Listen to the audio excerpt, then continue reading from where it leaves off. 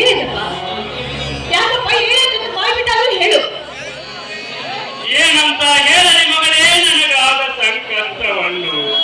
ಮಗಳೇ, ನೀನು ಈ ಕೀಳು ಜಾತಿಯ ಬಡವರ ಹೊಟ್ಟೆಯಲ್ಲಿ ಹುಟ್ಟಬಾರದಾಯಿತಮ್ಮ, ಹುಟ್ಟಬಾರದಾಯಿತು ಮಗಳೇ.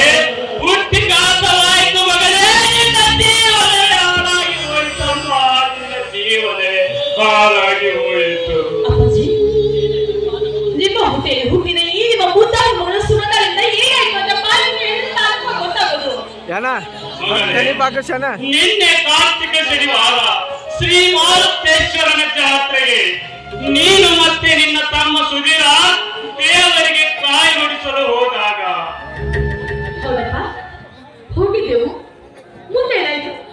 ಹೇಳ್ತೇನೆ ಮಗಳೇ, ಹೇಳ್ತೇನೆ. ನೀನು ದೇವರಿಗೆ ಕಾಯಿ ಹೊಡಿಸಲು ಹೋದಾಗ ಈ ನಿನ್ನ ಸುಂದರವಾದ ನೋಟ ಆ ದುಷ್ಟರನ ಹತ್ತುಗಳಾದ ಆ ರಾಜೇಂದ್ರ ಕಾಳಿಂಗನ ಕಣ್ಣಿಗೆ ನೀನು ಬಿದ್ದೇನಮ್ಮ. ಅಪ್ಪ, ದೇವಸ್ಥಾನಕ್ಕೆ ಹೋದಾಗ ಅಂತ ನೀಚರ ಕಣ್ಣಿಗೆ ಬಿದ್ದಿರಬಹುದಪ್ಪ. ಆದ್ರೆ ಮುಂದೆ ಏನಾಯ್ತು ಅಂತ ಹೇಳಪ್ಪ.